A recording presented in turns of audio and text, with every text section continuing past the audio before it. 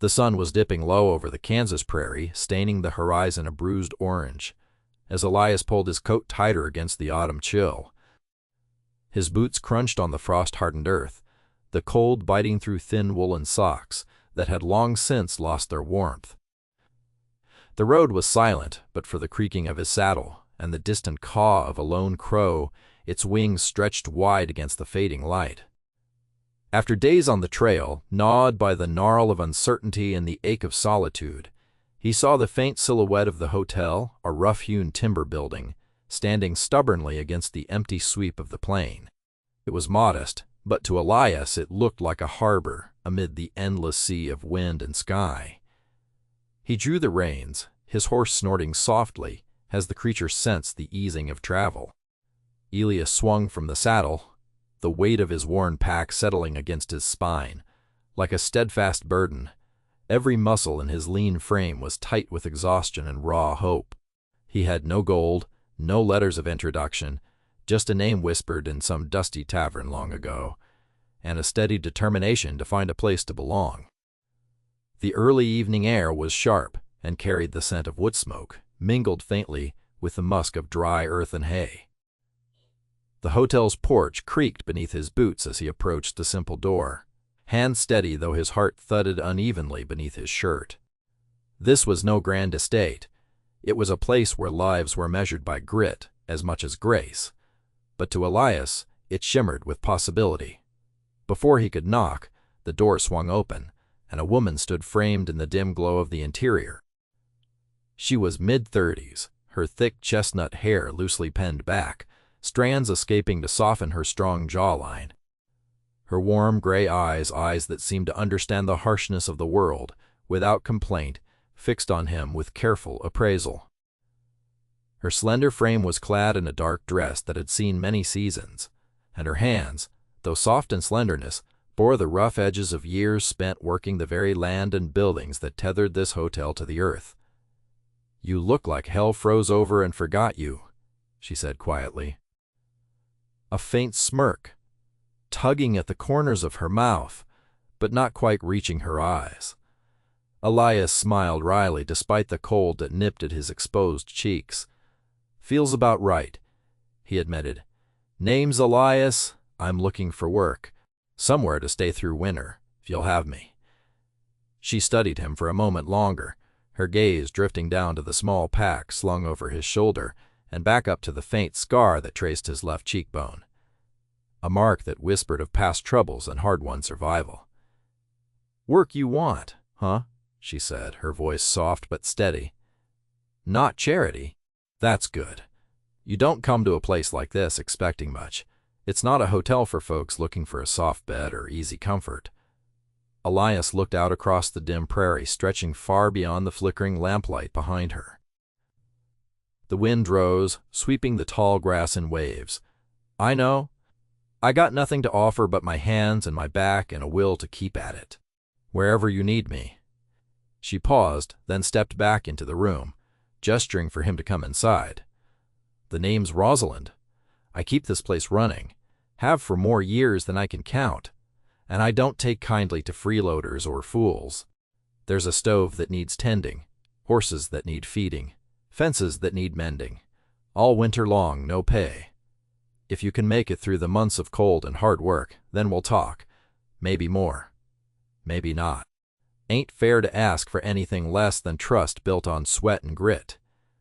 The words hung between them like the brittle winter air, crisp and unyielding. Elias met her gaze without flinching, the quiet tension, a spark neither dared to fan too soon. "That's fair. I don't expect handouts." "Just a chance." Rosalind nodded, lips pressed into a firm line. "Then come on in. We start at sundown and keep at it till the daylight's done. That stove's cold, and I'll need help to keep it burning." As he stepped across the threshold, the warmth of the smoky hearth curled around him, chasing the chill from his bones. The room smelled of cedar and well-worn linens, with the faint hint of coffee brewing somewhere beyond sight. He could hear the soft murmur of low voices in the back, the scrape of chairs, the steady rhythm of a place alive, even when the prairie outside seemed a frozen, silent wasteland. Their eyes locked again, briefly, before she turned away, hands already pulling on a worn leather apron. The firelight danced in her hair like the last gold of autumn, lingering through the coming frost. Elias could feel the weight of unspoken promises pressing gently against the cold walls. The promise of shelter, the tacit understanding of loneliness, and something more fragile and rare, like trust beginning to root itself in the rocky soil of winter lives. He set down his pack carefully and folded his coat, fingers lingering a moment on the worn fabric. The scar on his cheek burned with the memory of old battles, but this room was different. It was not just about surviving. It might one day be about belonging. Outside, the prairie darkened beneath a vault of deepening stars. The wind continued to whisper across the grass, carrying a quiet invitation. Work through the winter. Then we talk. Elias took her at her word, breathing in the stillness, ready for whatever the cold months might bring. Days bled into weeks as the cold tightened its grip on the land, the sharp edges of winter carving clarity from the blustery mornings and the long, hollow nights. Elias found himself waking before the pale dawn, the frozen air biting through his threadbare coat with a sharpness that reminded him how raw and relentless this frontier could be. He moved steadily, methodical in his tasks, hands roughening anew with the kind of work that wasn't easily tamed or hurried. The hotel was a sprawling, creaking fixture, the bones of it built to endure more than a stubborn chill, yet the subtle sag in the beams and the whine of the wind weaving through cracks told its own story of wear and endurance. Outside, the horses stamped their hooves in restless rhythm, steaming little puffs into the brittle air, waiting for clean stalls and fresh straw. Elias took to the stables first each day, scraping away icy hay and replenishing water troughs that froze solid overnight. The scent of pine shavings mingled with the faint musk of horse sweat and manure, scents that grounded him in this hard, honest routine. His scar, sharp and stinging whenever he bent low or jerked his head like that, felt less like a mark of old battles and more like a map, a trace of every place he'd been, every hardship endured. Here, in this raw winter wilderness, they were just part of the landscape he was carving for himself, one steady scrape and shove at a time. Rosalind watched him sometimes from the corner window of the kitchen, her gaze tracing the lines of his back as he worked with the solemn patience of a man proving something more than his worth. She didn't speak during those first days, only folding her hands below the worn cloth of her apron and blinking against the cold draft that slipped in beneath the frame. The kitchen behind her was warm and fragrant with simmering stews and the sharp tang of fresh brewed coffee, yet she kept her presence quiet, an unspoken acknowledgement of distance and time needed before words could find their way. One morning, just as Elias was wiping sweat and snow from his brow beneath a sky still soft and pale with dawn, Rosalind appeared silently at the threshold of the workshop where he patched the creaking window frames. In her hand was a chipped enamel cup, steam whispering off the dark liquid inside. Without a word, she set it down gently near his workbench, the warmth radiating through the cold metal like a small gesture of peace. Elias looked up, blinking against the light and the surprise of it, to meet the soft, steady gaze she offered once more. It was quiet, almost shy, like a seedling nervously pushing through frozen earth. "Thought you might want this," her voice came low, carrying that soft Kansas drawl that now felt less like a stranger's and more like a fragile thread knitting into his day. "Thank you," he said, lips brushing the cup's rim before setting it aside. Savoring the heat seeping into his palms, there was something simple and monumental in that shared silence. The coffee between them, a small bridge spanning all the cold distance that remained. His eyes held hers a moment longer, searching for something unspoken in that steady gray warmth. As days slipped away like drifting snowflakes, their routine took root. Elias rose with the first grumble of the morning light, tending the horses and refilling the firewood stacks in the dark closets and narrow halls of the hotel. By midday, he'd have scraped ice from the water barrels or repaired the broken window shutter that groaned and rattled with every gust. Rosalind's hands were there, as well, grinding sharp knives, baking thick bread, darning socks with practiced fingers, and the two moved around each other with the kind of caution that comes not just from strangers, but from people carefully mapping the contours of their new world together. Evenings fell velvet dark, wrapped in silver frost, and found Elias near the crackling hearth again, hands rough and trembling from cold and sweat mingling. He never spoke much. Rosy silence had settled over their shared space like an old quilt. Yet Rosalind's quiet presence, the soft rub of her hands against the worn grain of the table, felt like something unspoken but fierce and enduring. Sometimes she asked about the horses or the firewood, little questions thrown like lifelines through frost-thick air. "How's the north stall?" "You reckon she'll need more bedding tomorrow?" she'd ask one evening, her gray eyes catching the firelight, a flicker of concern threading through the question. Elias nodded, voice rough from hours spent muttering to himself in the wind. "She's restless in the cold. Straw's the only thing that soothes her better than oats." He leaned into the warmth, watching a wisp of smoke curl lazily upward. "Thank you for noticing." "It's what I do," she answered, voice softer now, reassuring as the night deepened around them. "This place, it cares for you as much as you care for it." The subtle shifts wove through those weeks, the unspoken easing of guarded glances, the tiny acts of care that crossed the gap between two solitary lives.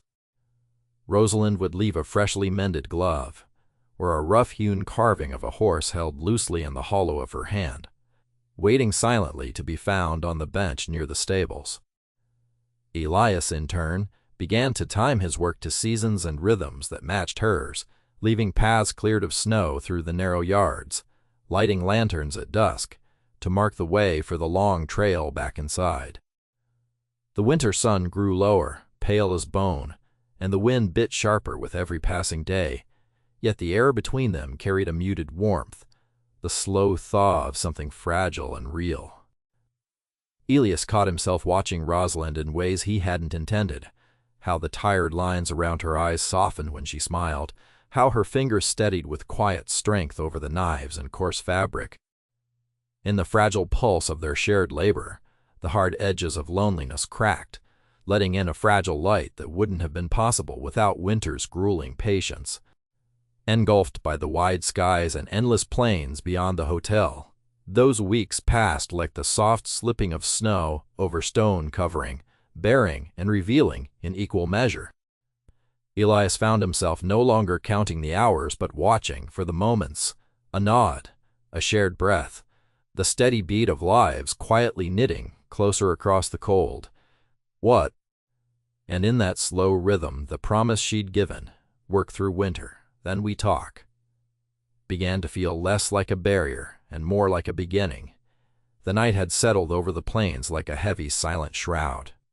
The bitter freeze had taken hold, pricking against bare skin and stiffening the very air until it seemed to crackle with sharp, unseen edges.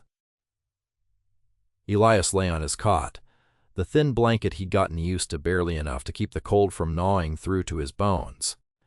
His breath came in steady little clouds, the warmth of the room a scant comfort against the relentless chill that clung to the wooden walls of the hotel like a second skin. It was precisely then, when the stubborn ache of cold sharpened his senses, that he felt the soft weight land beside him, a fold of worn, patched blankets, thick and heavy despite their damp edges. Rosalind's quiet gesture was a secret offered without ceremony, almost like a fragment of the winter itself had slipped through the crack in the doorway. "You'll need these," she murmured without looking up, her voice low with that particular kind of steady calm that never begged or lingered. "Got 'em from the spare closet." Her fingers brushed against his arm as she tucked the blankets around his shoulders.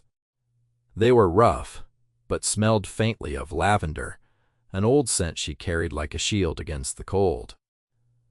Elias blinked, startled out of the weary fog that had been settling over him. "Rosalind," he began, but she cut him off with a shake of her head. "No, thank you," she said flatly, already turning back toward the door. "Just get some rest. Work's not done even in the cold." He watched her go, that familiar quiet determination folding itself back into the shadows. The faint scrape of her boots against the floor echoed in the hollow space she'd left behind, a small punctuation to the unspoken warmth threading between them. Elias folded the blankets around himself again, feeling their weight not just in warmth, but in something deeper, a sign of care he hadn't dared to reach for before. Sometime in the early morning hours, ice crusted the window panes, casting skeletal shapes across the floorboards. Elias rose, chased away the lingering sleep, and settled at the makeshift desk in the corner of the common room. The well-thumbed ledger lay open, its pages yellowed and corners curled with use and weather. The new hotel books, the ledgers and receipts left behind by former owners, were a tangle of names, dates, and faded penciled notes that threatened to overwhelm the promise of clear figures. He traced the lines with fingers that were still stiff with cold, willing himself to understand the numbers to make sense of the erratic flows of trade and debt that the hotel barely survived on. The work was tedious, but Elias knew it mattered, held the fragile balance between the past of the place and its uncertain future. And even though he said nothing aloud, the act carried its own weight of gratitude. He was trying in his own way to ease the burden Rosalind carried, clear the shadows that stretched long and cold over her tired shoulders. Rosalind drifted in silently, first hesitating at the threshold, before settling beside him. Her eyes scanned the faded ink, brows furrowing as if weighing each sum against the weary truth she knew too well. "You're making sense of all that?" Her voice was half an observation, half a question that didn't expect an answer. "I'm trying," Elias said, his voice rough from cold and exhaustion. "Maybe if I can get the numbers straight, it'll make things easier for you, less to worry about." She didn't smile then, but the line of her mouth softened, and those gray eyes held a flicker of something quieter than tiredness, maybe relief, or the smallest glimmer of trust. "I appreciate it," she said, and for once the words came without the usual hardened edge. "It's been a mountain too tall, keeping track of everything while running the place." Elias nodded, his scar catching a sliver of lantern light. "We both know it's not the mountain that stops you. It's the weight of carrying it alone." The silence that followed was different this time, layered with something fragile and growing. They sat side by side, shoulders almost brushing, neither forcing conversation, but neither pulling away.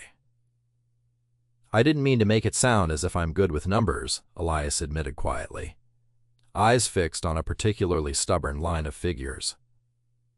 "But I want to help. Maybe if I do this right, it'll leave you some breathing room. Winter's long, lot longer, when you're stuck worrying." Rosalind reached over and nudged a pencil forward with one calloused finger. "You're learning fast, maybe more fast than you think." He glanced up, caught the faintest smile tugging at the corners of her lips, and something slow and steady began to bloom inside him. A fragile hope that this exchange, these repeated small acts, were quietly undoing the armor they wore against loneliness. Outside, the cold night pressed in through the thin walls, but between the two of them, in the quiet flicker of lantern light and the rustle of turning pages, the harsh edges softened just a little. Like the snow that fell silently beyond the doors, covering long-held fears and dangers, beneath a blanket of patient silence, they were beginning to trust, not just the promise of spring, but each other. Elias closed the ledger gently and looked at her, words caught somewhere between pride and gratitude. "For what it's worth, Rosalind," he whispered, "thank you. For the blankets. For letting me help." She shook her head again, but the faint shadow of a smile lingered. "Don't reckon either of us are good at asking for help, just part of working through winter." Her voice was softer now, honest and almost shy. "Guess that's how we talk." The afternoon sun hung low and golden, slanting through the bare branches that outlined the hotel yard. Elias had been clearing a stretch of fence line, picking up broken slats and hauling away splintered wood, when he caught movement out of the corner of his eye. Near the far corner, close to the wagon ruts deepening in the frozen earth, a figure emerged, a dog, filthy and skinny, limping unevenly, like the wind itself was twisting its gait. For a moment, Elias stood still, wiping sweat from the crease of his brow, eyes narrowing. The animal didn't run, didn't snap or bark. It just limped slowly, head low and tail tucked between ribs that showed beneath its sodden coat, maybe half wolf, half mutt. There was a wild kindness in its gaze, a cautious plea that reached across the yawning winter quiet. Elias's heart stirred unexpectedly. "Knew you weren't from these parts," he muttered, stepping slowly forward, voice low and steady. "Can't be much luck finding shelter out here this time of year?" The dog didn't flinch, not against the sharp bite of cold in the air or the uneven crunch of ice beneath paw. It seemed almost thankful to be noticed, limping toward the fence as if it sought something steady someplace to lean against when the world turned bone-chill cruel. Elias crouched, resting one hand lightly against the splintered wood. "Here, fella, come on now." The dog's eyes, deep and shadowed with pain, met his. A slow trust unfolded, fragile as the new frost thawing in the treetops. Rosalind watched from the rough-hewn doorway, arms crossed loosely over her chest. She didn't say a word, only observing the quiet exchange with a guarded softness in her gaze she rarely let show. That dog wasn't welcomed in this place. There wasn't room for more trouble this winter. But something in the way Elias moved, careful and steady, loosened something in her, too. Elias eased the fence gate open, rusty hinges groaning in protest. The dog limped through, flinching only a little, as the sharp nibble of cold air inside the yard rushed over its sores and tangled fur. Elias knelt, pulling a scrap of blanket from his pack and folding it into his palm. "Let's see what's got you limpin', partner." The dog flattened its ears as Elias touched a swollen paw, ginger but sure. Elias's fingers were warm despite the chill, each movement slow and deliberate. The animal's breathing grew steady, less ragged, easing into the quiet comfort of human care without fuss. "I'll call you Huck," Elias said softly, voice barely above a breath.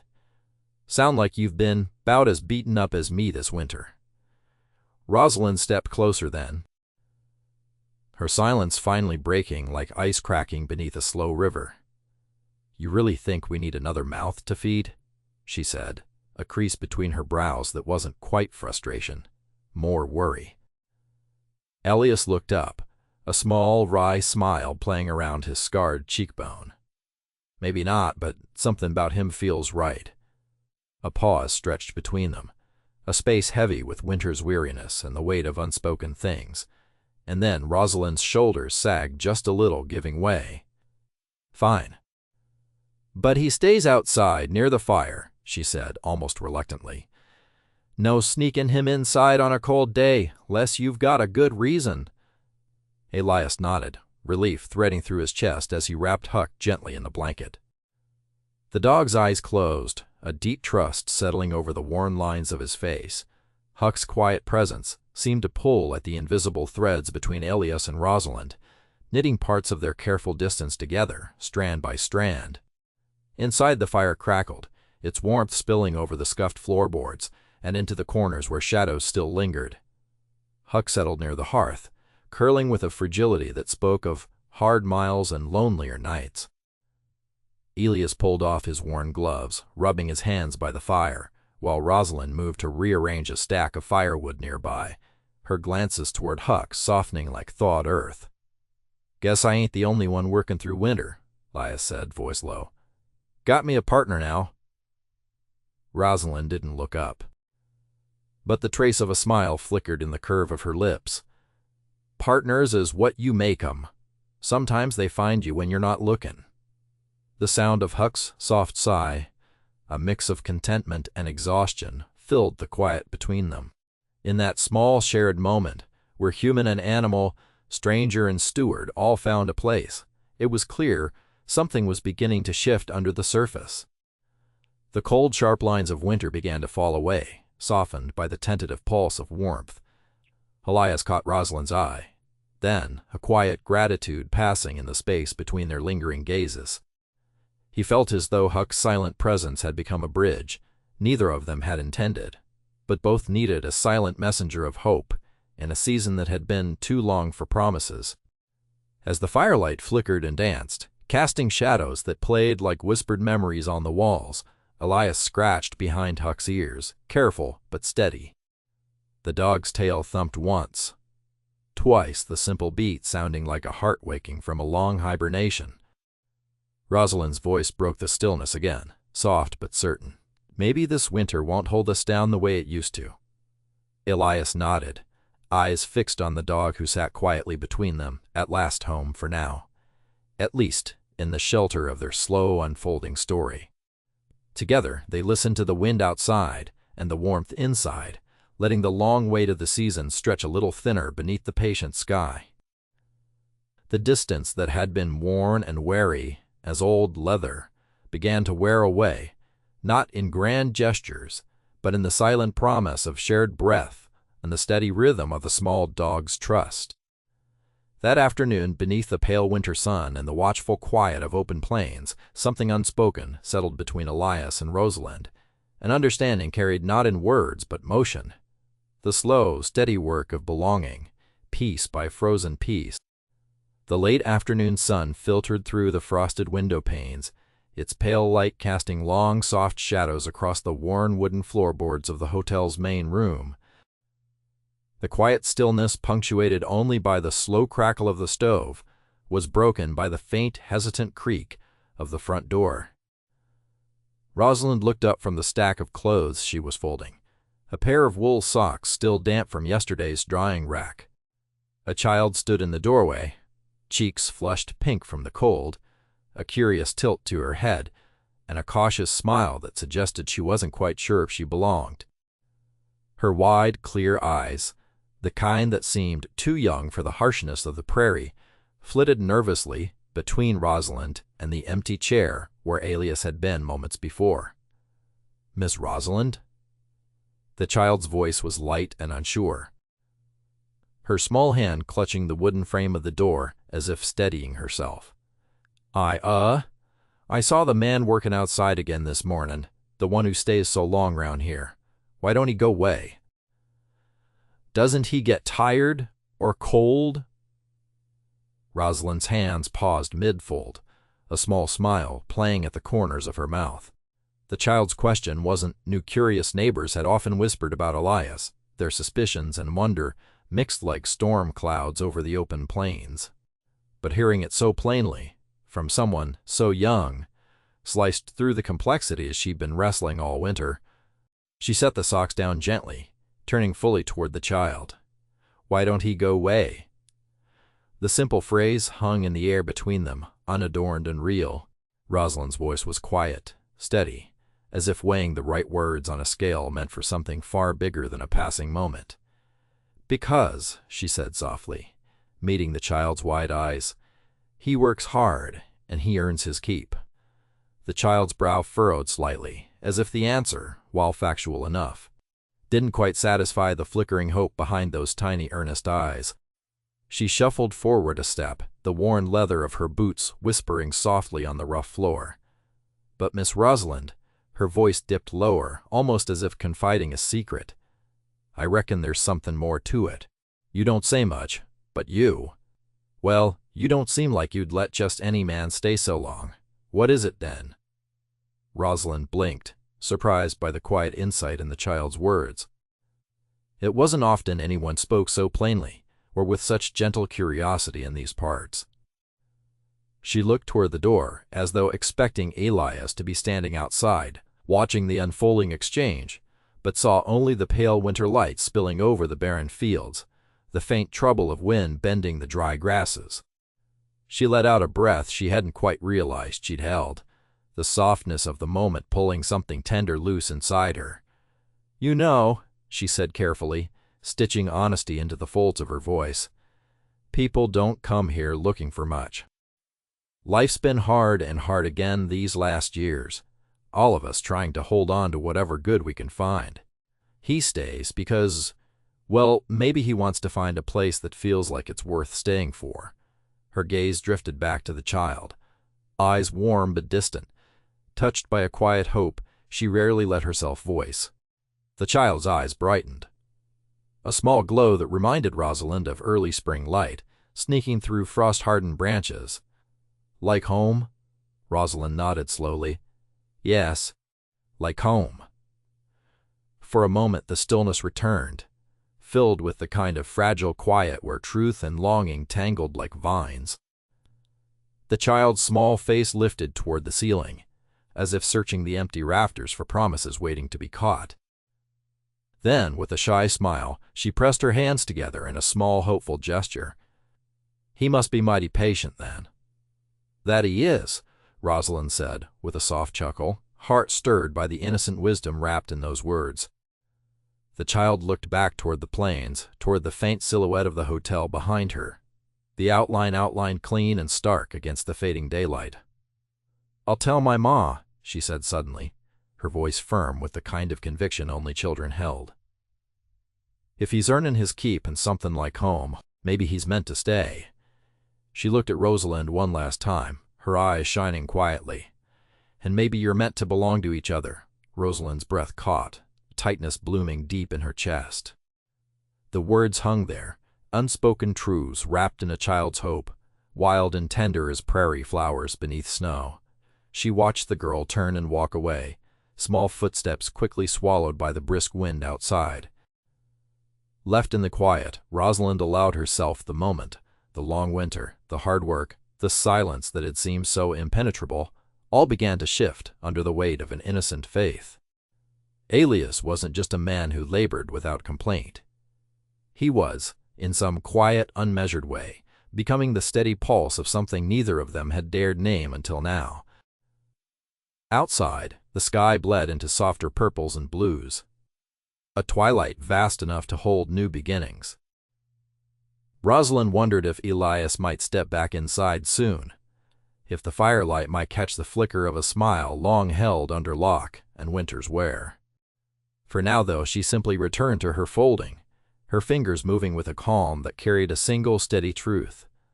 Work binds more than hands, it binds hearts, in its own slow, stubborn way. And maybe, just maybe, the long waiting was about to unlock something more. The snow fell heavier that night, thick and steady, draping the endless Kansas plains in a hush so deep it seemed to swallow every sound but the slow crackle of the hotel's fire. Outside, the world dissolved into a rolling white wilderness, the horizon lost beneath an unbroken quilt of frost. Inside, the glow of the hearth painted golden patches on the worn floorboards and cast long shadows where the night gathered like a secret. Elias sat away from the fire, a block of pale pine resting on his knees, the kind he'd found broken off from an old fence post beyond the frozen creek. His knife, rough but sharp enough, traced deliberate cuts, shavings curling like thin ribbons around his boots. The room smelled of wood smoke and the faint tang of pine resin, crisp and earthy. His breath came steady, each exhale fogging briefly in the cold air that seeped around the cracks in the walls. The world outside was a white tempest, but inside, there was a fragile stillness, the slow, sacred rhythm of hands shaping something from nothing.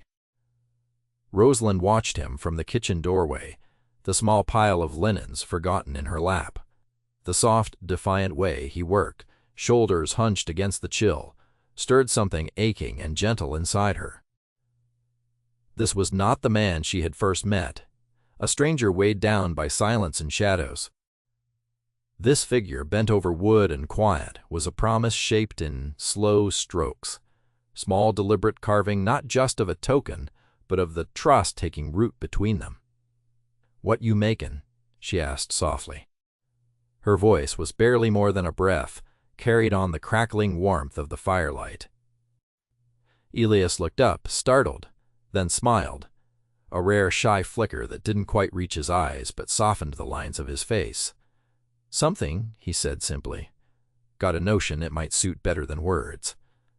The wooden piece was modest, rough-hewn and imperfect, the grain still uneven where the knife had bitten too deep.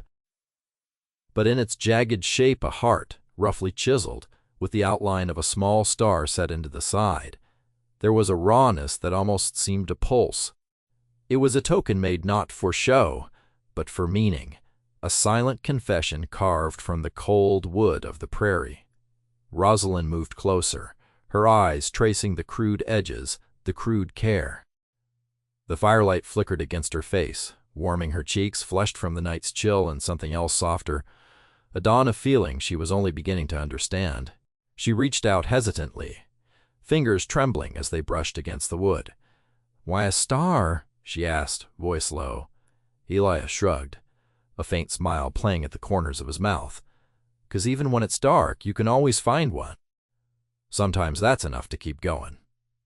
The words were simple, but heavy with unspoken meaning.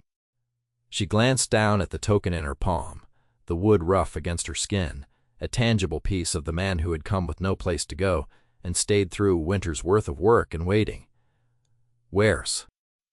She could feel the weight of the moment between them, the quiet recognition that whatever this was, it was more than just a gesture. It was the fragile shape of hope, carved in the cold. "Thank you," she said finally, and she meant it.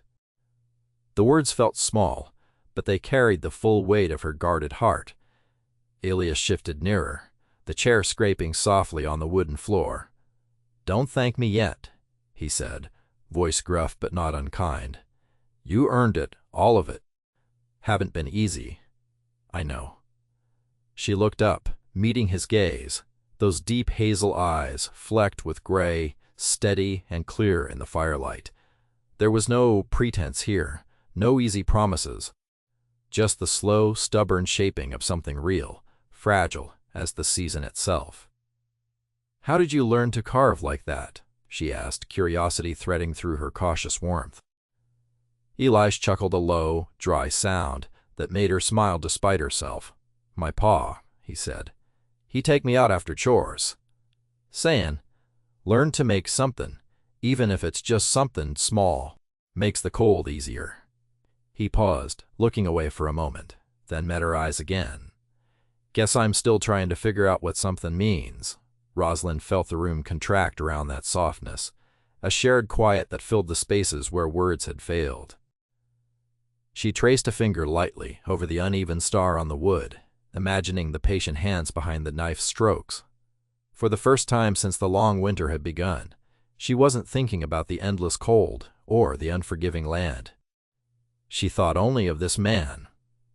Steadier than the shifting winds, more certain than the frail light of dusk, and the fragile, stubborn hope he carried quietly inside. The wind outside howled, dragging snowflakes against the windows like restless ghosts, but inside the flicker of the fire and the carved star held a warmth all their own.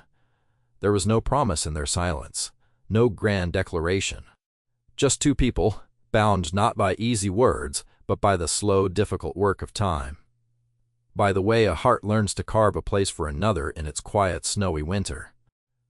Rosalind tucked the wooden token close beneath her palm, close to where the faint freckle near her temple warmed under the lamplight. She let out a small breath, and the fragile smile she gave Elias was a soft surrender, a whispered yes, beneath the vast and endless sky. "Tomorrow," she said softly, eyes bright with something new and trembling, "we'll figure the rest out." And in that moment, between the crack of the fire and the steady fall of snow, they both believed it was true, that sometimes the smallest, roughest things could hold the fiercest kind of love. The wind had settled to a brittle whisper, but the sky remained sullen and leaden, heavy with the promise of more snow. Outside, the world seemed locked in a slow, muffled reverie. Trees bowed under blankets of white. The prairie stretched flat and endless, wiped clean by winter's relentless hand. The hotel, small and worn with age, stood like a stubborn ember in that cold expanse. Within, the fire's glow pulsed steady and soft, casting long shadows that flickered against the rough-hewn walls. Elias paced near the window, his breath fogging the glass, watching as a distant shape pitched and lurched through the swirling gray. Rosalind sat near the hearth, the wooden token resting under her palm, but unable to tear her eyes from Elias. There was something in the weight of his gaze, the set of his jaw, a quiet steel just beneath the surface that made the room feel suddenly taut with expectation. "The supply wagon," he said finally, voice low but firm. "It's stuck out near Benson's Creek, maybe caught in the drift around the bend." His fingers clenched briefly into a tight fist. "They're fixin' to be in trouble if it don't get help soon." She studied him then, heart tightening with the memory of the storm that had come down 2 days before, white out so thick you couldn't see your hand before your face. They'd hunkered inside since ears attuned to every sound beyond the walls. Now, with the wind settling into an uneasy lull, the thought of stepping out into that fierce cold again made a knot of dread curl low in her stomach. "You shouldn't go," Rosalind said, voice catching on the worry she couldn't quite mask. "It's dangerous. You don't know what the roads are like, or if whoever's with that wagon is even armed. We've been lucky so far." Her fingers tingled cold as if the winter was reaching through the thin glass to grab her heart. "Please, wait for morning." Elias met her eyes, his own dark and steady beneath the heavy lids. "I can't," he said simply. "If folks get stuck out there, no fire, no cover, they won't last the night. And it ain't just about the cold supplies medicine. They might have a wounded man or a woman with a sick child." "I've done this kind of thing before," his voice softened, the hard edge folding into something more honest, something quieter. "I'm not saying it's easy, but if I don't go, who else will?" Rosalind's throat tightened and she shook her head, the fierce part of her wanting to pull him back, hold him safe in the warmth where he belonged. But there was something in his motion, the way his lean frame squared up to the storm outside the window, that told her this wasn't recklessness. It was a promise, steadfast, unyielding. Quote, the kind of promise that was forged, not in words, but in action. "Then you're not going alone," she said, standing up so suddenly that the chair scraped against the wooden floor. Every step she took felt heavier than it should, weighed down not by physical exhaustion, but by the urgency pulling at them both. Elias flicked a glance at the bundle of blankets by the door, the rough wool coat folded and waiting. "You sure about that?" "I won't have you out in this cold with me." Her eyes burned brighter than the fire. "I'm not asking permission." She moved toward him, reaching up to tug the collar of his coat closed around his neck. Her hands trembled, but the warmth of her palms pressed into his skin gave a courage neither of them knew they'd needed just a week ago. "I don't trust anyone else with you but me." He smiled then, a slow, deep curve that softened the line of his scar and brought a new light to his eyes. No words followed, that would have been too much. Instead, he reached for her hand, a calloused, steady hand that engulfed hers in its strength, grounding her in the swirl of anxiety and hope.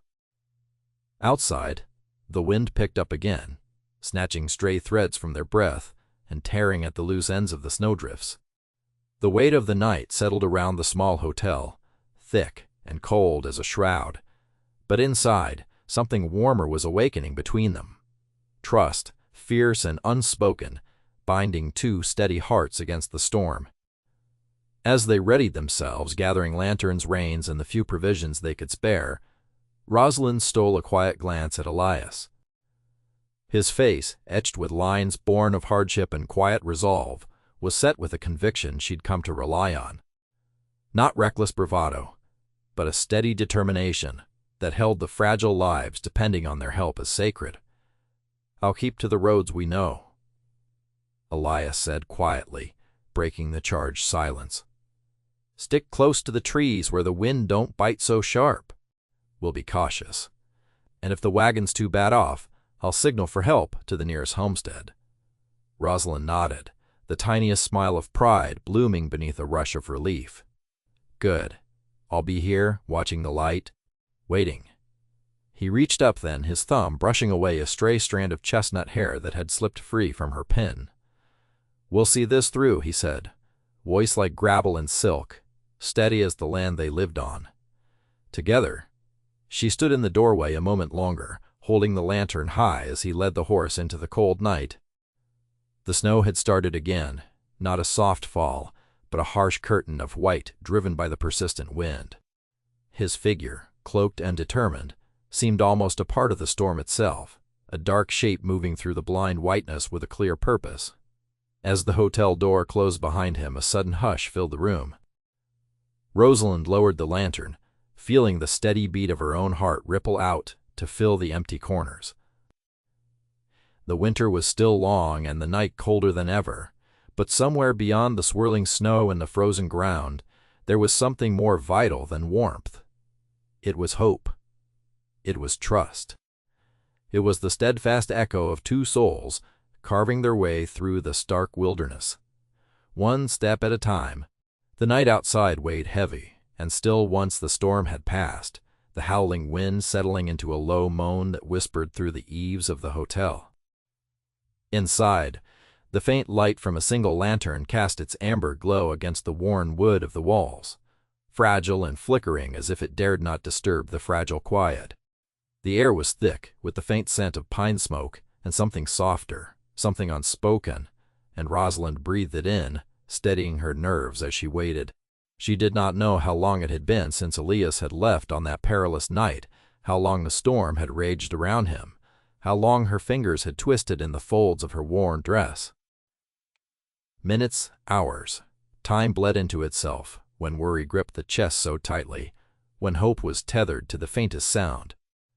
But then the door creaked open, just a sliver, and a shadow moved through the threshold, framed by moonlight and the distant stars. He was home. Rosalind held her breath. The figure was bent a little, shoulders stooped from weariness rather than defeat, the lean lines of his frame draped in heavy wet garments still flecked with snow. His dark hair, matted and mixed with frost, clung to the sharp planes of his face. Elias's eyes, that deep hazel steadfastness, carried the weight of the night, the memory of the cold riding beneath their steady gaze. But he was here, safe. He did not speak. Not at first. Too set against the silence was the ache in his bones, the heaviness in his limbs that only a hard night under a merciless sky could forge. Rosalind watched as he shuffled forward, the worn boots leaving faint damp prints on the floor, seeking the small room that served as his refuge within the hotel's modest walls. The hearth was cold, though embers still glowed faintly under ash. She slipped silently after him, gathering the small warmth she could salvage from the fading fire. The wooden table bore the gifts she had prepared hours earlier, a bowl of thick, hearty stew still steaming faintly under a ragged folded cloth, a slab of fresh bread, warm to the touch and giving off the yeasty scent of freshly baked dough. She placed them gently by his cot, careful not to startle the man who had asked so little of her, yet now carried so much. Elias's eyes traced the meager bounty without a word. His fingers, raw and roughened from labor, hovered briefly over the bowl, hesitation brief and tender. The storm had carved a silence between them, but inside his chest, something subtle bloomed, a small recognition of the care woven into this quiet offering. He looked up, then the faintest crease of gratitude folding across his scarred cheekbone, deeper than any spoken thanks. Rosalind caught the glance but said nothing. Words had always been scarce, currency too costly in this raw frontier existence. Instead, she leaned back against the wall, arms folded loosely, watching him with a heart that felt both guarded and open all at once. The way his breath misted gently in the room, the slow exhale of relief as he let himself rest into the chair. It grounded her, this sight of him tethered again to the warmth and safety of this fragile sanctuary. Outside, the cold wind no longer screamed, but hummed low and steady, a distant pulse beneath the lull of night. Inside, the world shrank to the two of them and the simple truth of presence. Elias dipped the spoon into the stew, the savory aroma filling the small room, the salt and broth warming his spirit as it simmered in his mouth. The bread, torn carefully, offered a gentle softness that pulled at some long, dormant thread inside him. Comfort, without words, without demands. In the shadows of the lantern light, Rosalind's fingers flexed nervously. She wanted to reach out, to bridge the space that had felt like a chasm these past months. But that was not Elias's way, and it was not hers either. The work through winter, the shared silences beneath endless skies, This was the language they spoke now. Trust did not come easy, did not bloom overnight. It grew quietly, deliberately, like the slow thaw beneath a frozen river. Her eyes fell to his hands, those hands that had pulled the wagon free, that had rebuilt the fence when the wind tore it down, that now trembled just slightly as he ate. They were the hands of a man who bore hardship, who had been shaped by the land and the harshness of the world, but also the hands that maybe could hold, could protect, could give. When the last spoonful was gone and the bread broken down to nothing more than fragments in the bowl, Elias leaned back in his chair, weariness lapping at his features. For a moment his gaze lingered on Rosalind, not with need, not with expectation, but with something softer, unspoken. A tentative acknowledgment of all that was between them, built one quiet night, one small act at a time. "I'll rest now," he said finally, voice low and rough against the stillness. "Thank you." She nodded, the brief smile she offered almost a whisper in the dark. "Tomorrow, we work. Then we talk." He closed his eyes, exhaustion folding him into its embrace. The faint creak of the cot beneath his weight was the only sound besides the night's slow breathing. Rosalind stayed there a moment longer, the pulse of hope steady beneath the cold, the promise of spring waiting just beyond the frost.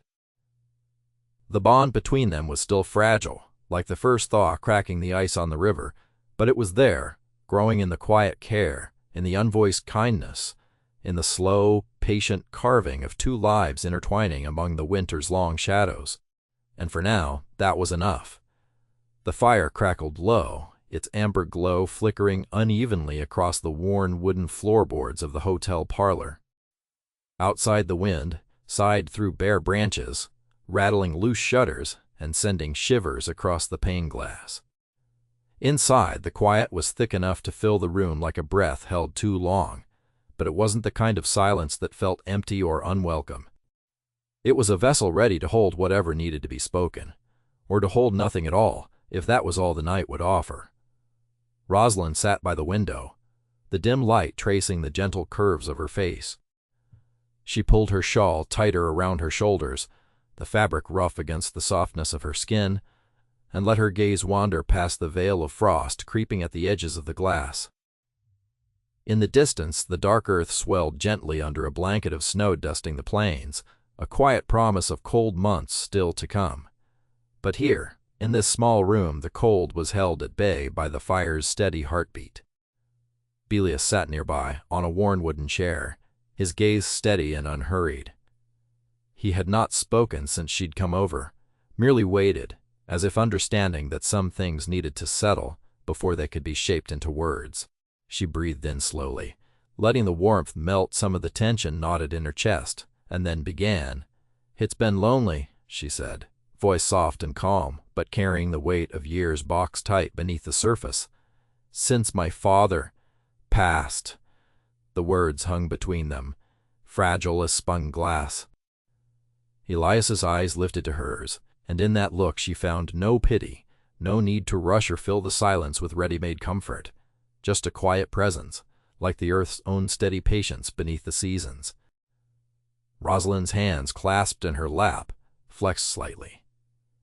"He built this place with his own two hands," she said, a faint smile touching her lips before the sadness settled back in. "Every nail, every board, every crooked window frame, it's all him. This hotel was his pride. I suppose that's why, after he passed, running it alone felt like trying to hold onto his shadow. I wanted to keep everything just as he left it. I thought that would keep him close. But it only made the silence grow louder." She looked sideways at Elias, as if weighing how much of this burden it was safe to share. Her warm gray eyes reflected the firelight, shimmering with a newly unveiled vulnerability.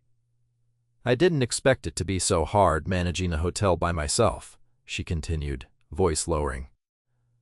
"Thick with unspoken nights spent, sleepless at the front desk or firewood stacked just so. Not just the work, though that's plenty, but the aching quiet, when no one passes through, when the rooms stay empty, and the days shrink down to nothing but routine. Sometimes it feels like I'm speaking into a void. No one to answer, no one to lean on. Elias shifted slightly, the chair creaking beneath his weight. His hands rested, palms down on his thighs, steady and calm. He didn't offer empty words, no assurances that might crack under the weight of truth. Instead, he simply listened, his presence folding around her pain like a well-worn blanket. I reckon I never really knew what loneliness felt like until I took on a space meant for two and made myself the whole. Rosalind confessed quietly, as if confessing to a trusted diary.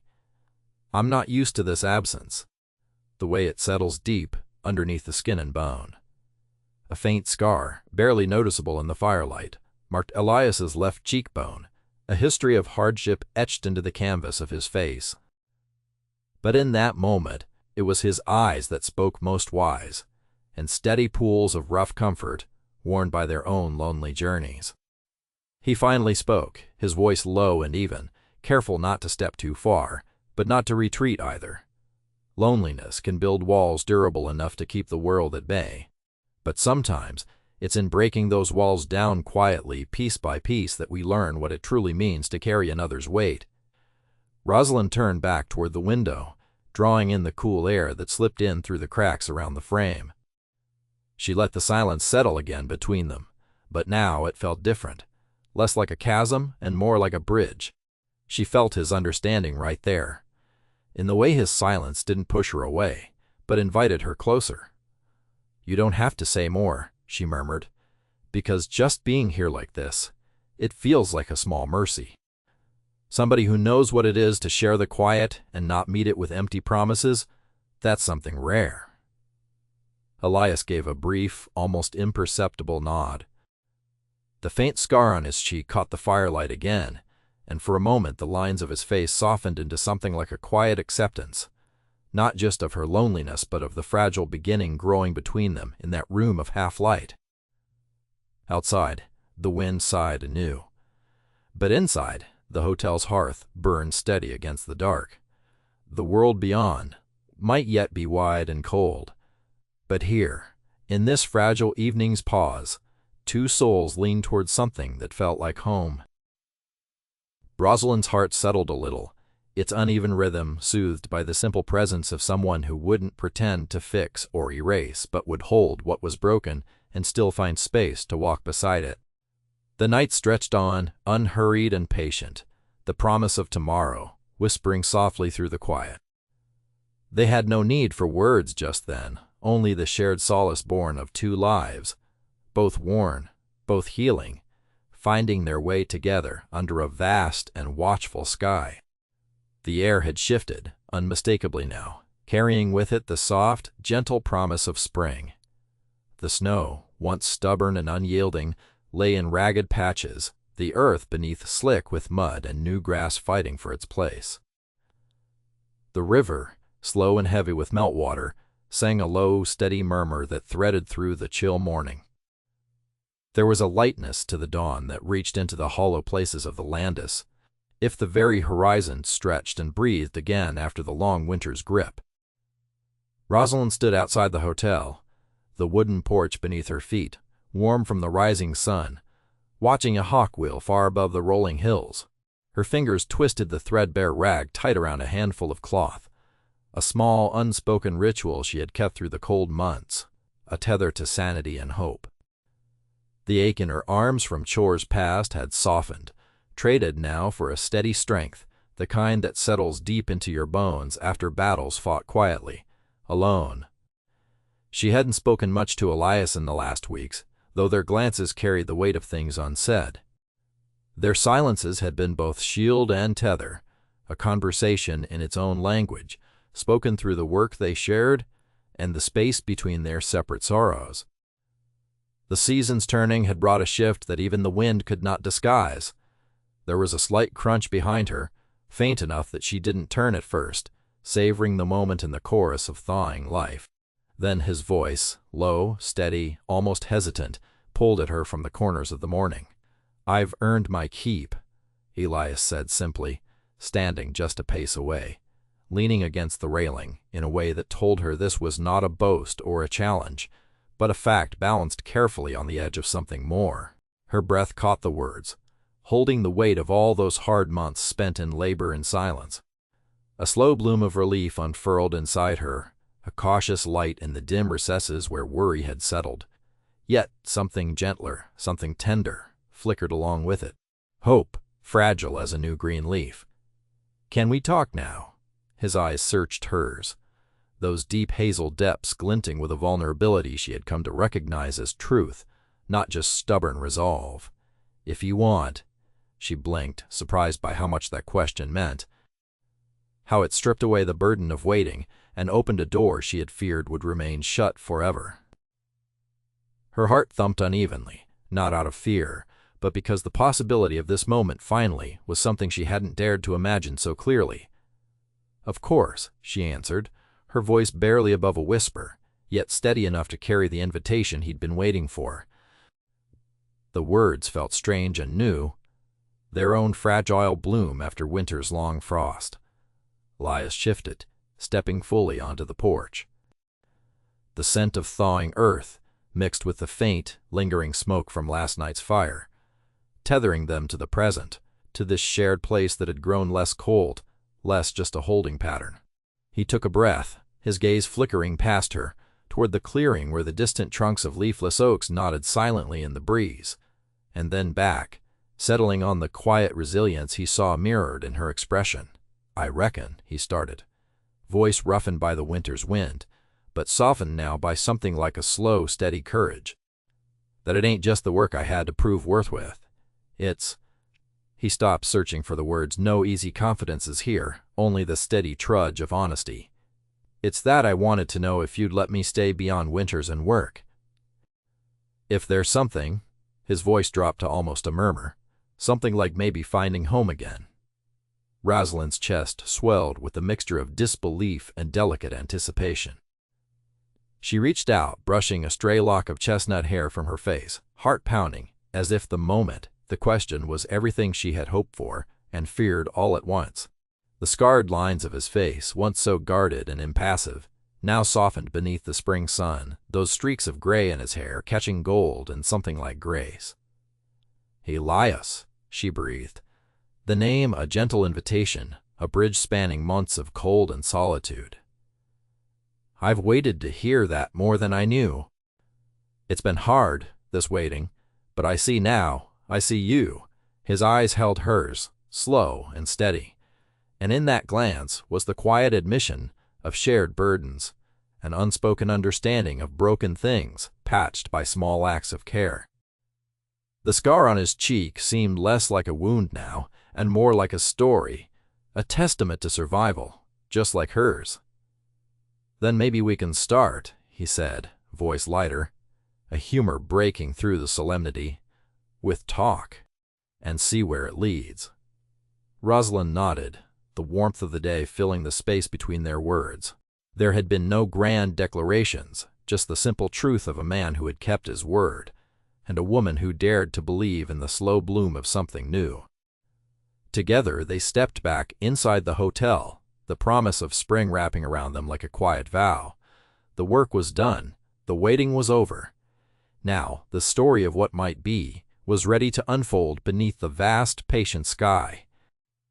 The porch creaked softly beneath their weight as Elias and Rosalind settled beside each other, the late afternoon sun casting long, gentle shadows that thickened the wooden grain beneath their fingers. The air held that fragile edge of spring, still cool with the memory of winter, yet alive with the promise of warmth to come.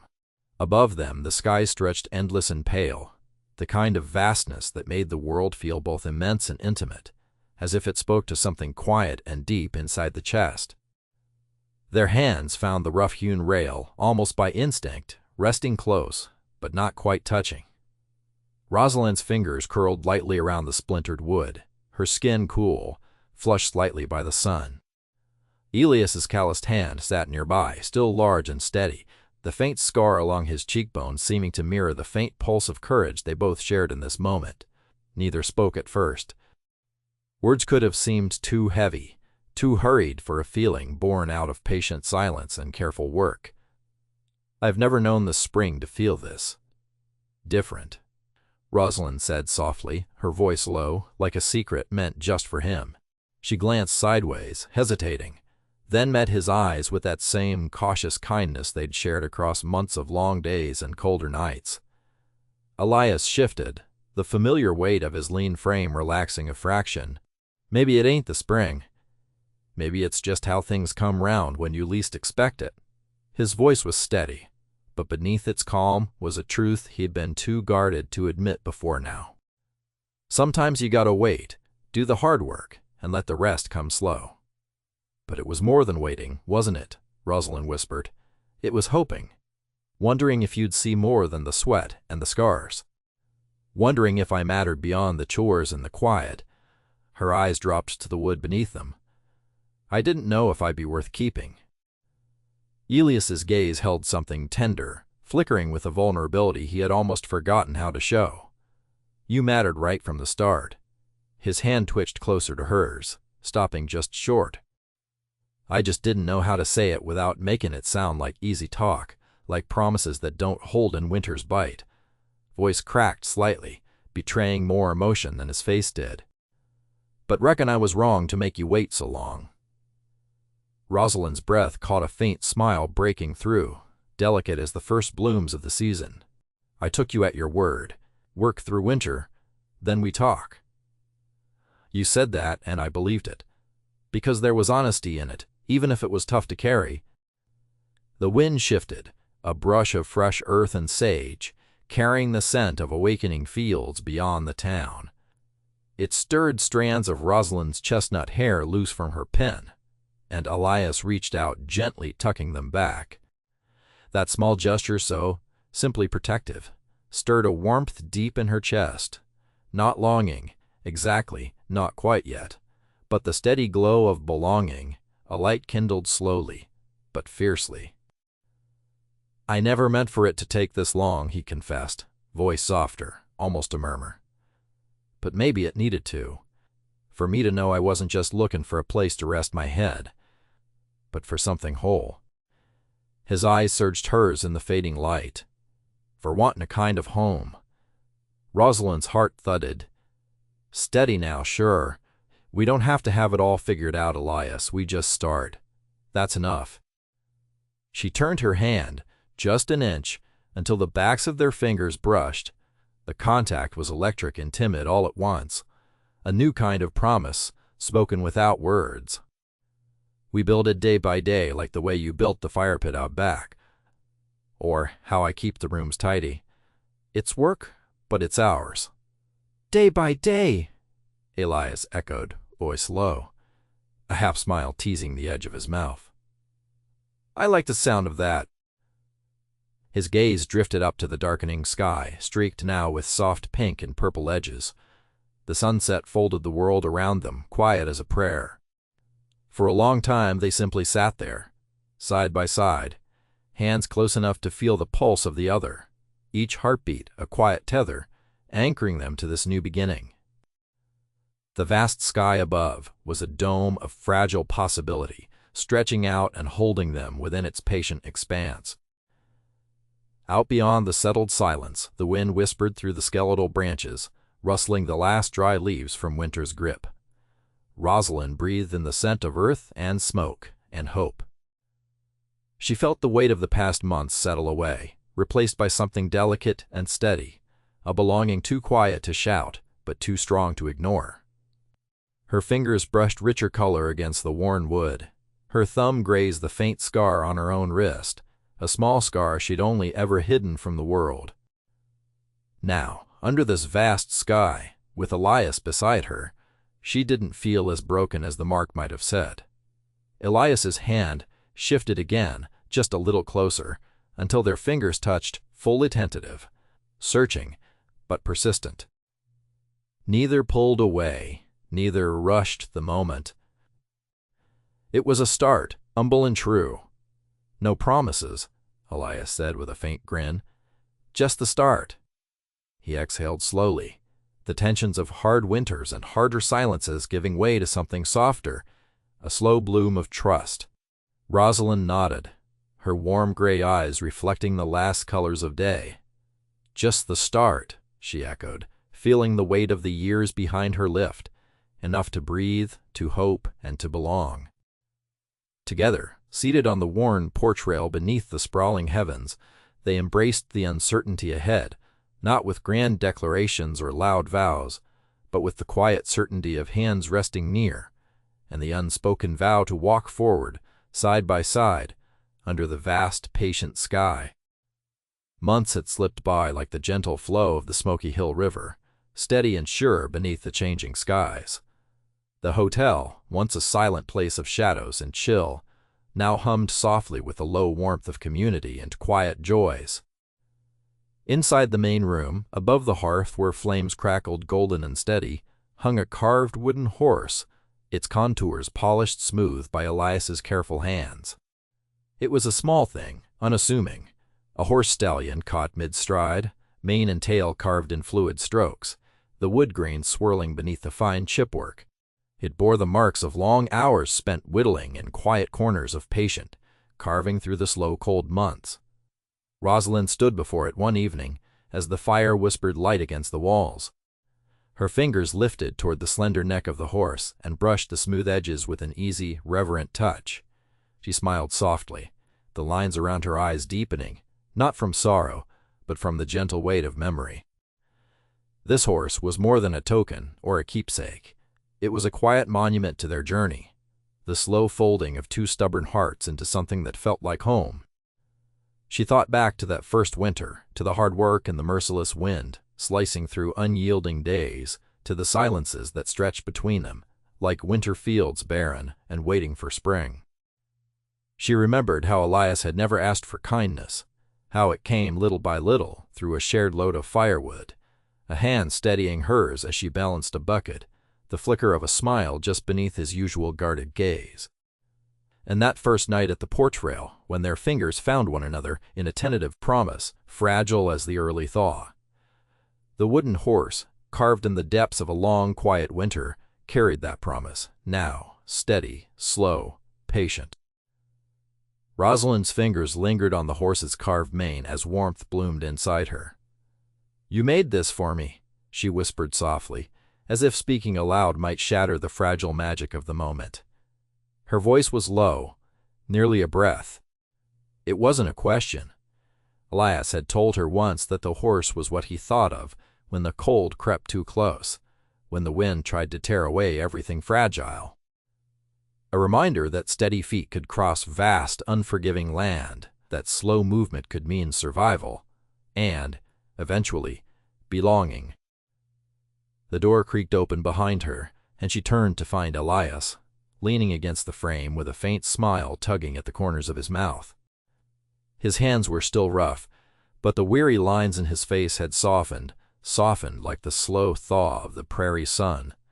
Still giving that crooked horse the attention it don't deserve, he teased gently, stepping inside, his boots brushing the wooden floor with familiar ease. Rosalind's smile widened, warm and true. "It deserves a place here," she said, letting her gaze drop again to the carved figure. "A reminder of what got us through." Elias crossed the room, the quiet scrape of leather against floorboards blending with the crackle of the fire. When he stopped beside her, their shoulders almost touched, a close proximity that didn't need words to feel like an embrace. He raised a hand, brushing a stray lock of chestnut hair behind her ear, his touch featherlight but steady. "No grand words needed," his voice was low, steady. "Just us." Still here. Rosalind's breath hitched ever so slightly, an old ache eased by the amber glow of the flames and the presence of the man who had become a part of her story. "Still here," she agreed, leaning into the quiet comfort of that phrase. They stood together in the warm flicker, the carved horse watching silently from above, a patient sentinel of all the small kindnesses stitched into the fabric of their days. Later, as the sun dipped low beyond the horizon, Elias